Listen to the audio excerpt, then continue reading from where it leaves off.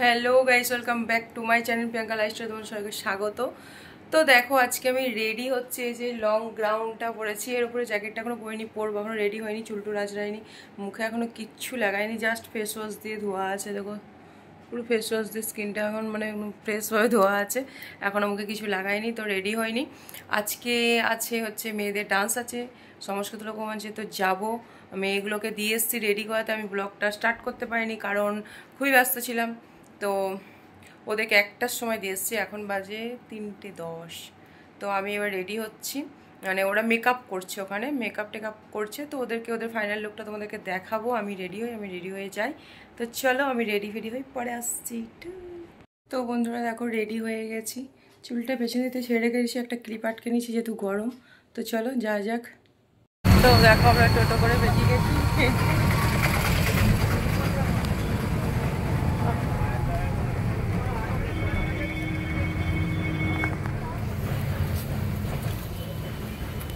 সবাই স্যার আপনার কাছ থেকে একটা লাইন শুনতে চাই, তারপরে আমরা শুরু করবো অনুষ্ঠান। আমার সামনে আজকে আপনারা যারা আছেন, আমার ভীষণ ভীষণ কাছের গুণী শিল্পীরা, যারা ছোট যারা বড়, আজ এক নৃত্য সমারোহ। এবং এই নৃত্য সমারোহ শুধুমাত্র আমার জানা, যতটুকুনি জানা, ওয়েস্ট বেঙ্গলে এই প্রথম বর্ধমানে।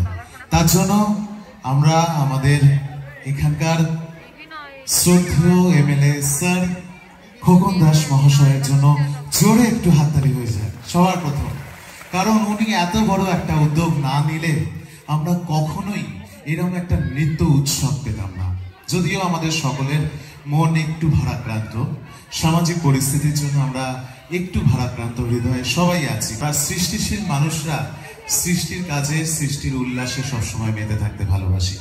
অনেকক্ষণ ধরে কথা হচ্ছে, তো আমি বেশি কথা বলবো না, শুধু এইটুকুনি বলতে চাই।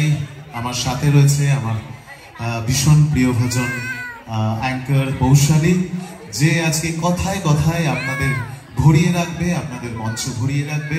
শুধু আমি 2-3টে কথা বলে যেতে চাই, যেহেতু এখানে বেশিরভাগ নৃত্যশিল্পী এবং আমার এবছর দ্বিতীয় পরিবেশন।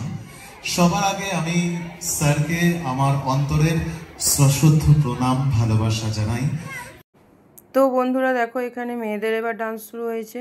এই যে ছোটো মেয়ে নীল শাড়ি পরে এই যে মাঝের দিকে দাঁড়িয়ে আছে, আর এদের মানে অল্প একটু ক্লিপ আছে। এরপরে দেখো বড়গুলো আছে, বড়গুলো ডান্স করছে, বড় মেয়ে আছে, আর ওর সঙ্গে যারা করে ডান্স তারা সব আছে।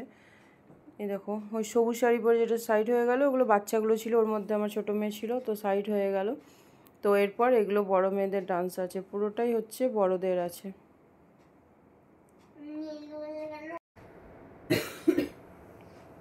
এটাই প্রোগ্রামটা হচ্ছে সংস্কৃত লোকমঞ্চে। তো প্রতি বছরই ওরা এই প্রোগ্রামটা করে, মানে এবছরও আছে। আর এই সেপ্টেম্বর এই টাইমটাতেই হয়, গণেশ পুজোর পরের দিকেই এই প্রোগ্রামটা বেশিরভাগই হয়। তো এবারেও সেটা আছে। তো দেখো, রেডি হয়ে সবাই তো চলে গেছি, এবার ওদের ডান্স শুরু হয়ে গেছে, ডান্স দেখছি। তো প্রচুর লোক ওখানে, মানে এতটাই লোকের আয়োজন। তো এখানে আরেকজনা আসবে, মানে দেখতেই পাবে তোমরা, তো কে আসছে। তো দেখো, এখন এরা ডান্স করছে। তো গাইজ দেখো, ওদের ডান্স শুরু হয়ে গেছে। আর এটা কে বলো তো, তোমরা চিনতে পারছো নাকি? ওর মানে যেই মেয়েটা পেরিয়ে চলে গেল, আবার দেখতে পাবে।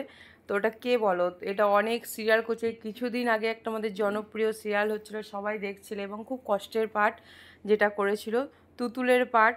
তো দেখো, সেই শ্রীতমা এসেছে আজকে আমাদের বর্ধমান সংস্কৃত লোকমঞ্চে। তো দেখো, শ্রীতমাকে তোমরা দেখে নাও। আমি তো দেখেছি একদম কাছ থেকে, সামনাসামনি দেখেছি, এনজয় করেছি, খুব ভালো লেগেছে, খুবই ভালো লেগেছে। তো তোমরাও দেখে নাও, আমি তোমাদেরকে দেখিয়ে দিচ্ছি, তা তোমাদের কেমন লাগলো জানিও।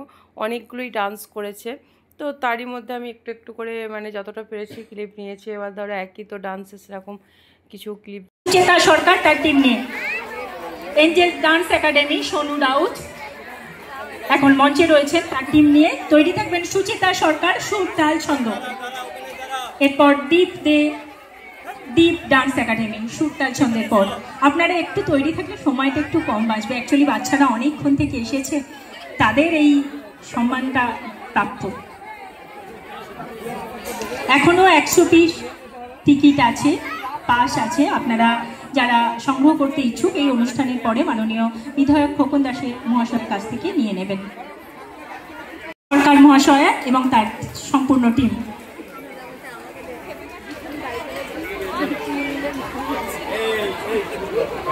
সুর তাল ছন্দ।